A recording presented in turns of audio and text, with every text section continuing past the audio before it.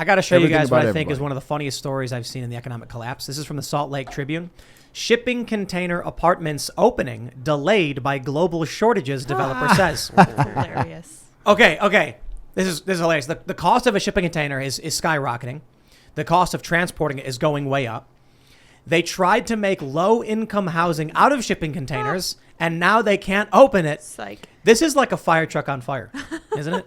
It's like the perfect definition of irony. I know. We'll use shipping containers to create large, cheap, low-income housing, and now the shipping containers are spiking, so they can't even do that. No. This is the perfect economic collapse story. I saw this. Wow.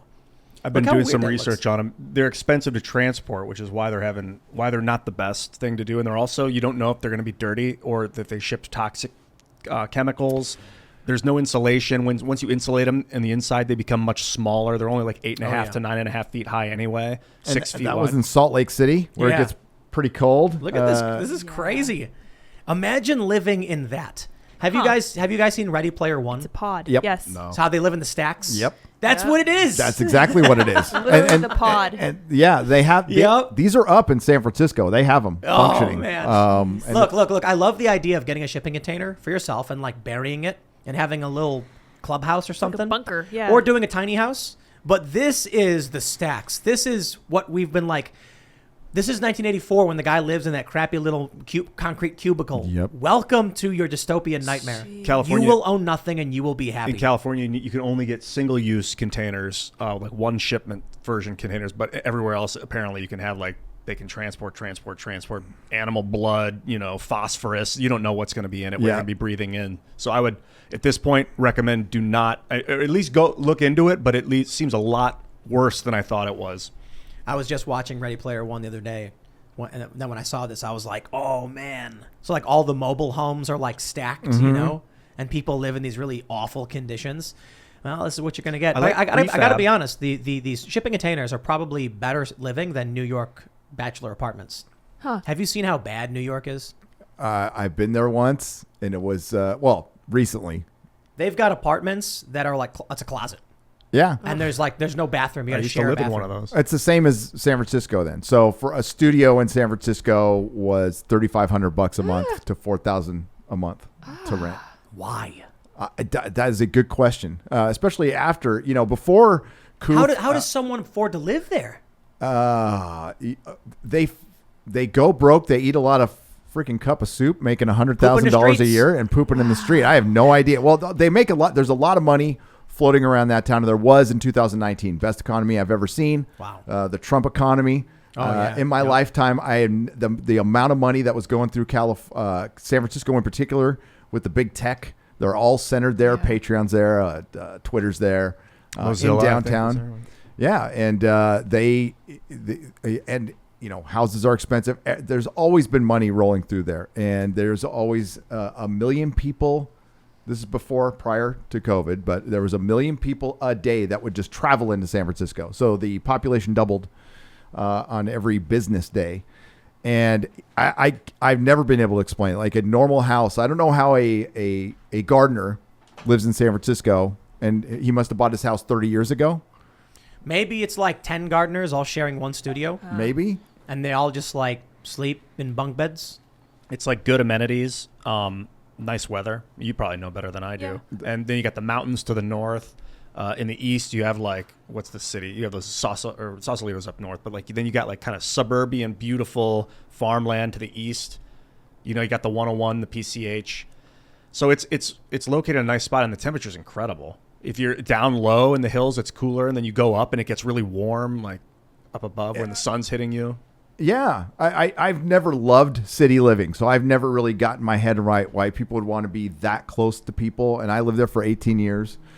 And I know you've lived in cities before. I don't know what attracted people to it originally. It's just, it sounds like the worst thing in the world. And I always think San Francisco, there is that for, if you're in your 20s and 30s, I get it. As a family guy, I don't.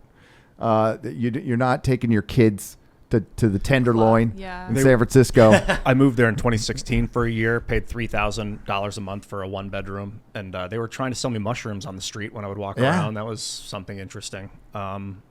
But other than that, I never left the house. My car got broken into the day I went down there to look for apartments. I had my backpack in my back seat, came out, and the window was shattered. It was gone.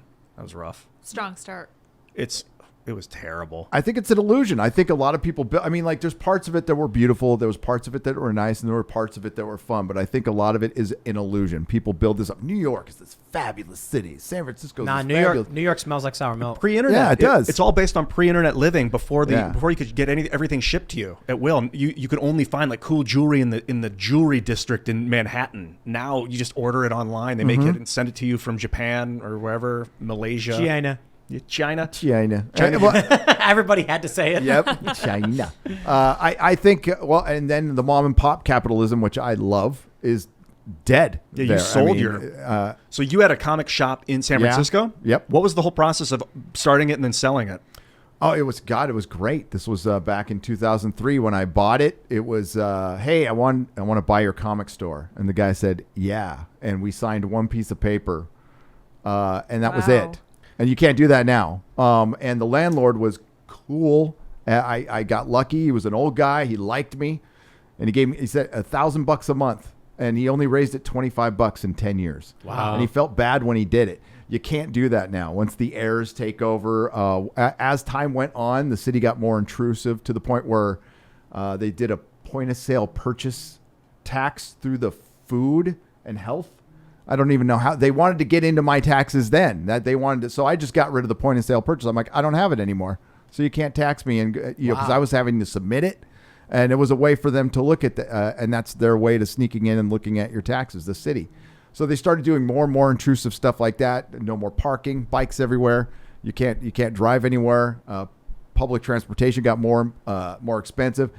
Crime went up. My place got broken into a couple of times. They couldn't get in, but it got broken into. It was like regular. Front windows broken, front doors broken, and it just got worse and worse and worse over time. So it did start out nice. But you no longer have this comic shop. No, I sold it. I sold it back in 2013. I'm happy I did.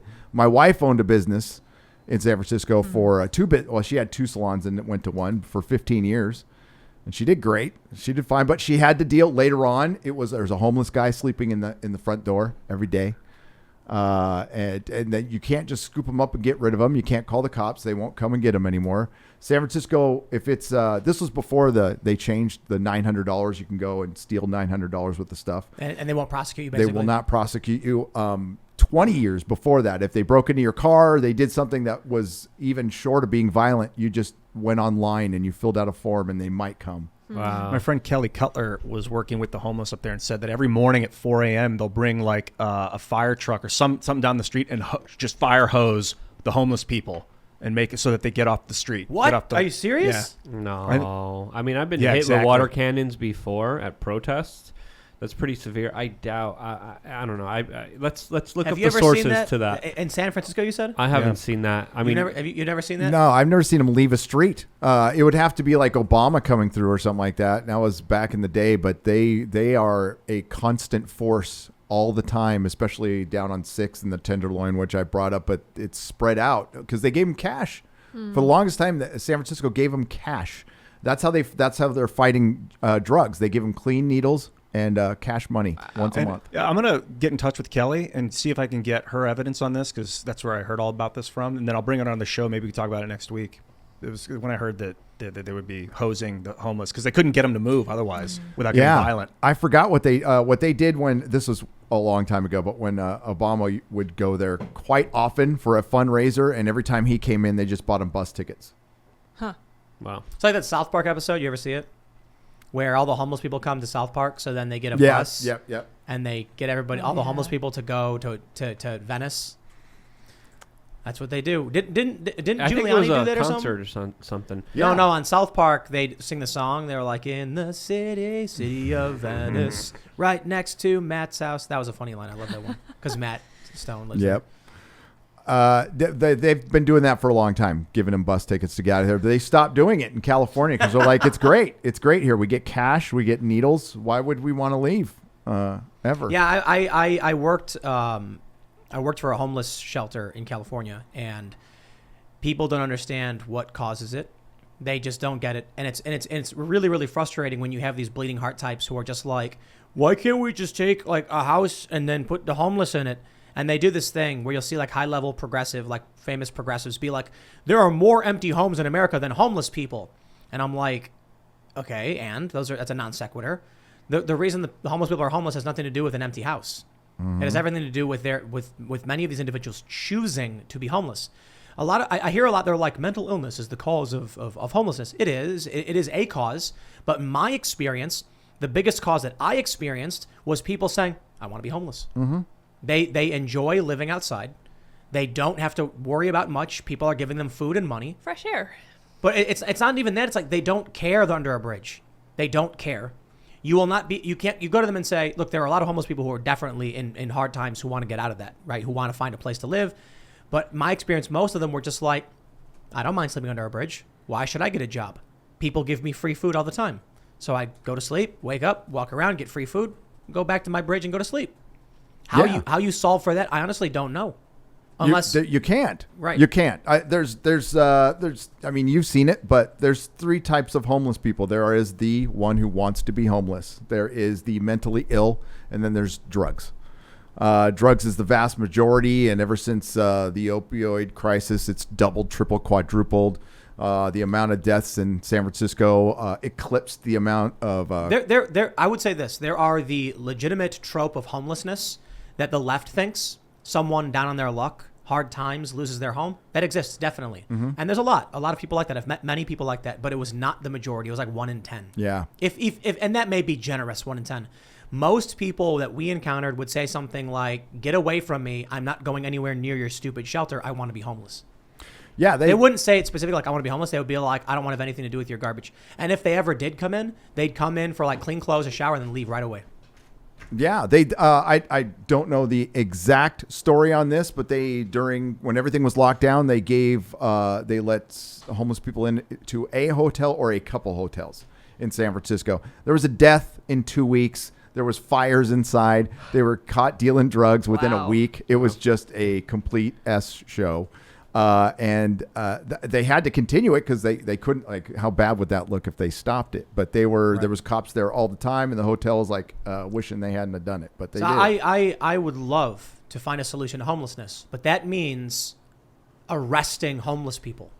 In Northern California, they announced that they would intern homeless people if they were deemed not mentally fit. I saw that. Yeah, they would take their paychecks or any money they had coming in and seize it and then lock them up. That's the simple solution, because I tell you this, when you go up to homeless people and say, here's a house, and they go, no, what do? Are you going to drag them into the house and lock them in? Because you're going to have to. These people don't understand. These leftists are naive. They think everyone assumes the world. They think everyone thinks the way they do. Mm-hmm. They don't realize that people believe different things. They think every conservative is a grifter because how could you possibly believe that, say, Jesus is the Son of God?